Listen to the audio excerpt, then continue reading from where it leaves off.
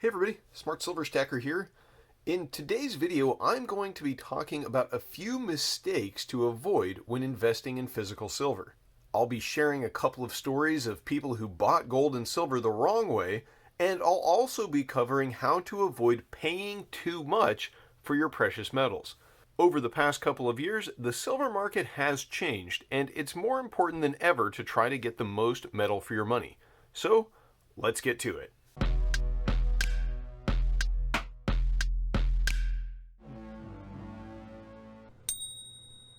First of all, I do want to say a big thank you to all of you for tuning in today. If you enjoy this video, please do give it a big thumbs up down below, and if you'd like to see more videos for silver stackers, then why not subscribe to the channel?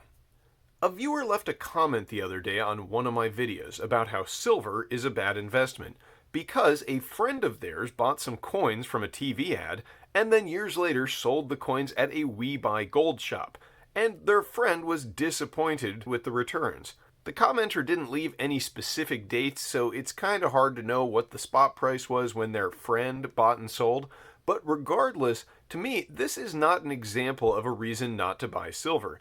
It is a good cautionary tale to avoid buying silver from TV ads, and also to avoid selling at We Buy Gold shops. And I'm not a financial advisor, none of this is financial advice, but if I were in this viewer's friend's shoes, I would buy my silver from a large, reputable dealer or a reputable local coin shop, and I'd do some research and try to get the best price on the bullion possible.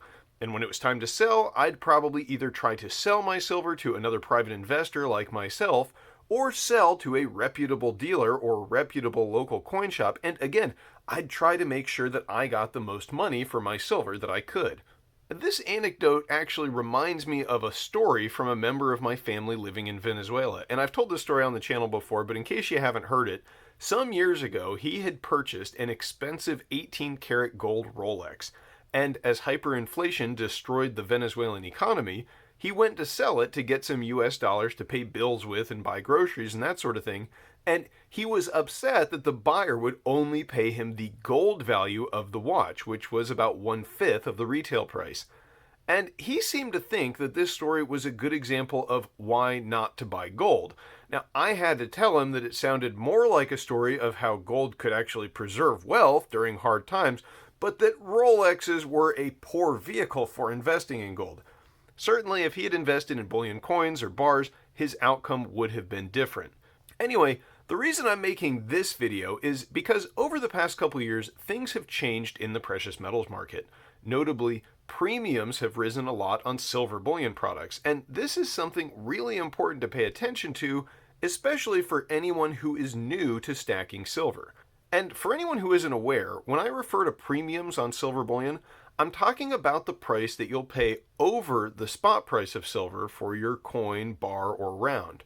For example, if the price of silver is 23 bucks and a coin costs $30, that's a $7 premium. Now, why have premiums gone up so much in the past couple years?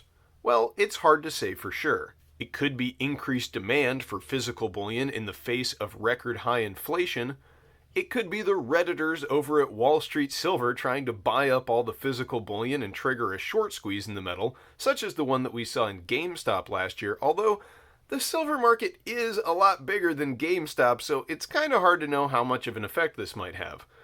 A lot of stackers seem to think that it's just the bullion dealers being greedy and trying to rip everyone off. But I don't think this theory is accurate because there are market forces and competition in the bullion space that prevent this sort of thing, and also some of the dealers will pay over spot when buying bullion from the public right now, so obviously they have to sell it with a significant premium to maintain even a thin margin. At the end of the day, it's hard to say exactly what combination of market forces is making bullion premiums go up, but the important thing for stackers is to pay attention to the premiums and try to get the most silver for your money. So let's go over some examples of these rising premiums. Today, as I record this video, the spot price of silver is just over $23.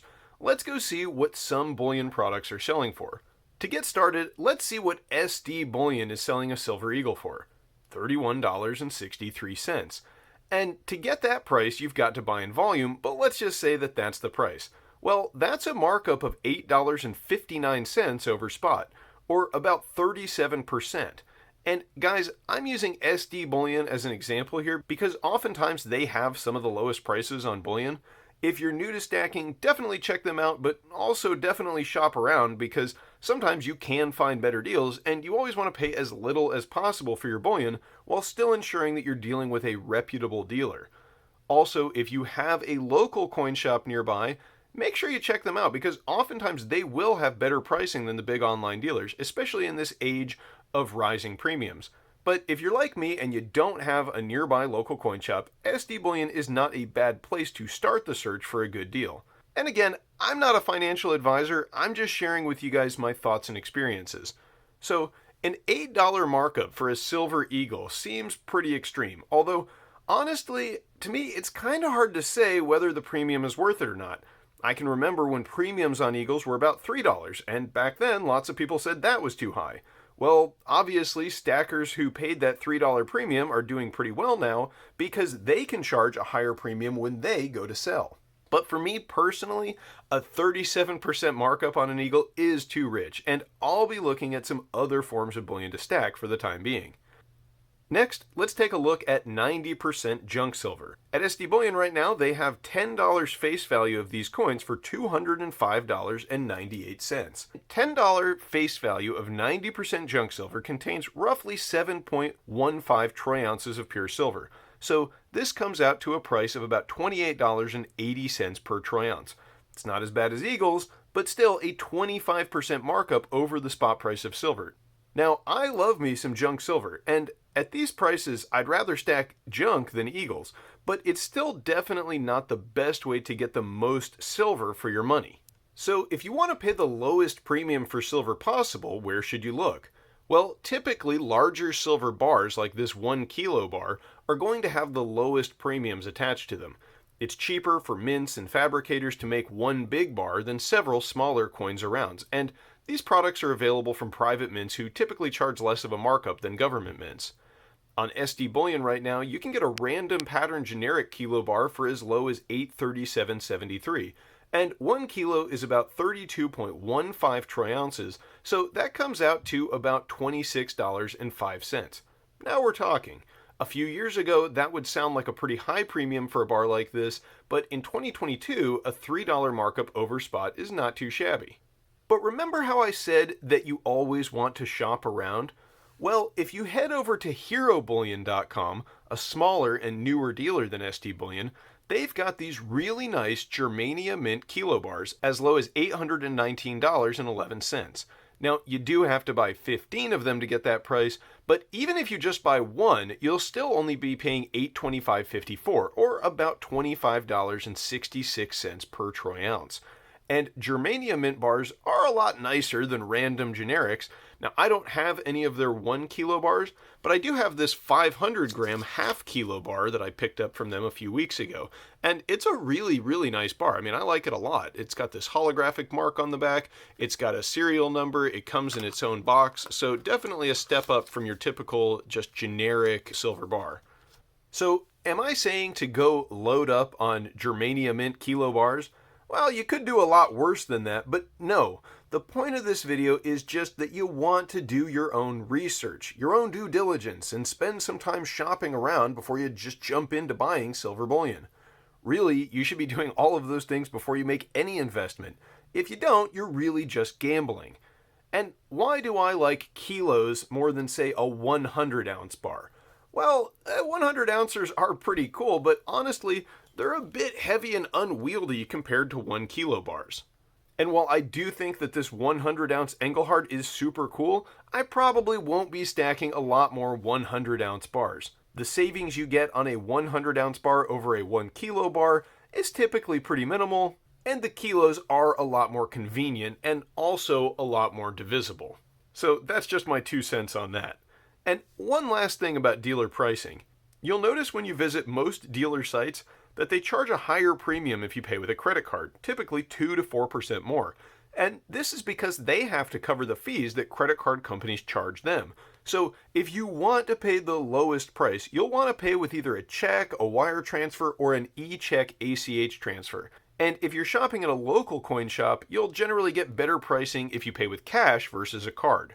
So that's just one more thing to consider. One exception to this rule is if you are shopping on eBay. Typically I don't like to buy bullion on eBay, but many of the big online dealers do operate their own eBay stores, and in the past I have occasionally found better deals there than on the dealers' own websites. And if you buy from their eBay store, you can pay with a credit card with no pricing penalty. And this can, in theory, come in handy if you get cash back or something like that with a card. It's like an instant discount on your bullion, so that's just one more thing to consider. But what do you guys think? What's the best way to get the most silver for your money? Let me know what you think in the comments down below. And if you want to see more videos about stacking silver, then check out these right here. Thanks for watching, everybody. Stay safe, happy stacking. I'll catch you next time. Smart Silver Stacker, out.